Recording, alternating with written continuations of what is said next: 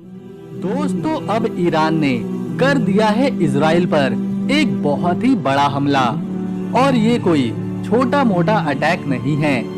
इस हमले के बाद इजराइल की हालत खराब हो चुकी है।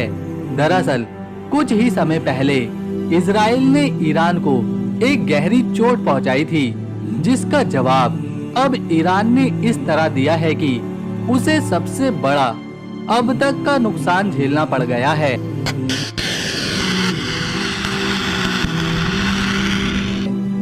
IRGC ने अपनी सुपर पावर से लैस फतेह 110 नाम की मिसाइल को सीधा इजराइल के मोसाद के एक बेस पर गिरा दिया है। दोस्तों, इजराइल ने अपना एक बहुत बड़ा खुफिया बेस इराक में बना रखा था। ये बेस इजराइल की सबसे खास मोसाद के लिए बनाया गया था। इराक में एरबी नाम की एक जगह है जो कुर्दिश प्रांत में आती है। इसे हॉलर भी कहा जाता है। वहीं पर मोसाद का ये सीक्रेट बेस बना हुआ था, जिस पर ईरान ने अपनी एक दो नहीं बल्कि 6 मिसाइलों को टारगेट करके मारा है। ये मिसाइलें अपने टारगेट पर सीधा जाकर गिरी और बेस ही खत्म हो गया।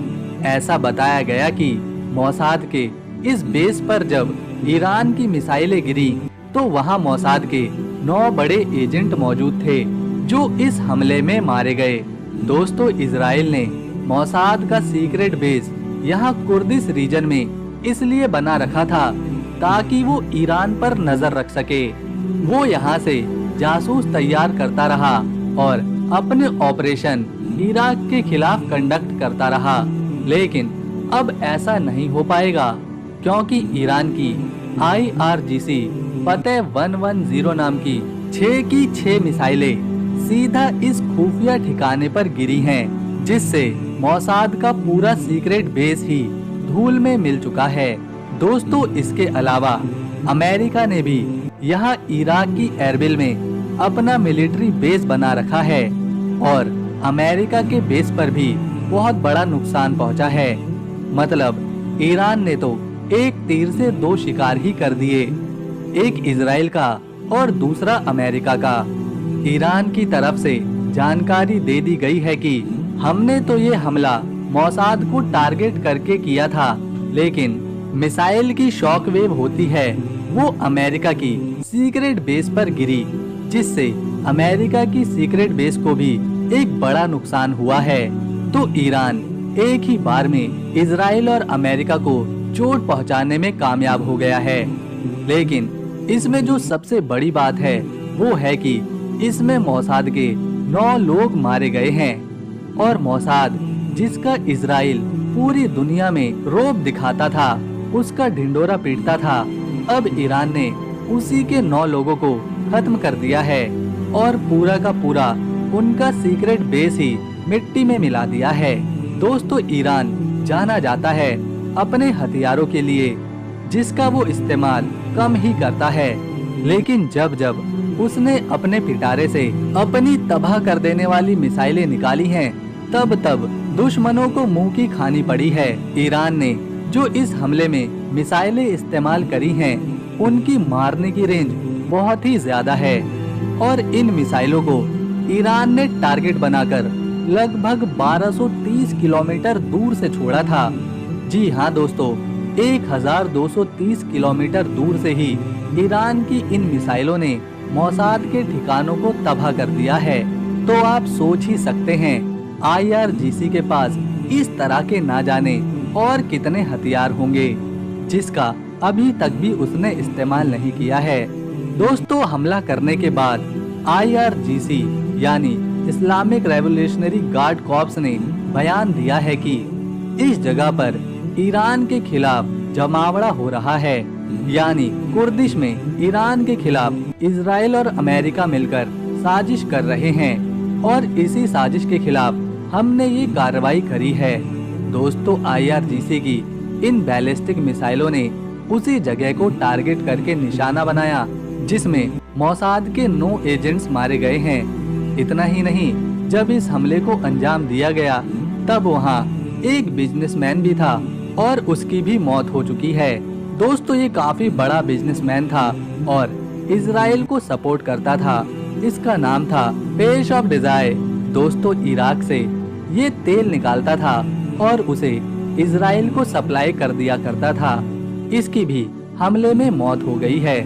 दोस्तों जब ईरान ने ये अटैक किया था तो उसके बाद से ही इराक एरबिल इंटरनेशनल एयरपोर्ट की सारी फ्लाइट्स को कैंसिल कर दिया गया है। अभी कोई भी एयरप्लेन इस जगह से उड़ान नहीं भर सकता।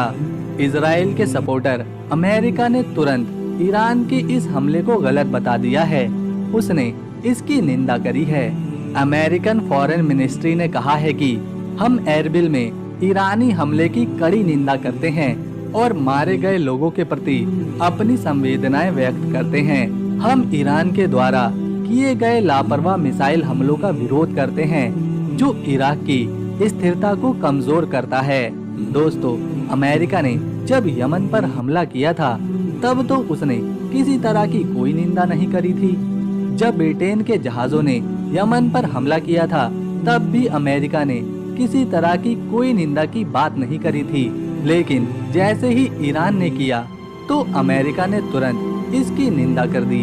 दोस्तों मोसाद के कुर्दिश में बनाए गए अपने सीक्रेट बेस से ईरान के खिलाफ हमले की प्लानिंग करता रहा, वहां हथियार जमा करता रहा और ईरान के खिलाफ जासूसी करवाता रहा। इसी वजह से ईरान ने ये कार्रवाई करी है। इसके अलावा ईरान ने ये बात भी साफ कर दी है कि वो कहीं से भी और कभी भी इजराइल के खिलाफ एक्शन ले सकता है। दोस्तों उधर यमन ने कल अमेरिका के एक जहाज को काफी नुकसान पहुंचाया। उसके बाद हूथी के स्पोक पर्सन ने बताया कि हमारा ये हमला हैरान कर देने वाला था जिसमें हम पूरी तरह से सफल रहे। अदन की खाड़ी में ये ऑपरेशन काफी देर तक चला जो अमेरिका के एक कमर्शियल शिप के लिए था। टारगेट काफी दूर था लेकिन हथियार भी काफी थे। अमेरिकी सेनाओं के लिए एक बड़ा अलर्ट है और ये ऑपरेशन उनके लिए बहुत ही चौंकाने वाला है। यमन ने अमेरिका को एक मैसेज देने के लिए एक अमेरिकन कमर्शियल शिप को टारगेट किया कि वो यमन में शामिल हैं। दोस्तों हूथी ने जो अमेरिका के इस शिप को नुकसान पहुंचाया है वो काफी बड़ी शिप है। इसका नाम जिब्राल्टर ईगल है और इस शिप का इस्तेमाल बड़े बड़े और भारी भरकम सामान को ले जाने के लिए किया जाता है। इसमें अमेरिका तेल सप्लाई करता है, हथियार और दूसरी चीजें भी। हूथियों ने जो इस शिप पर हमला किया है वो सीधा शिप के ऊपर आकर मिसाइल छोड़ी है।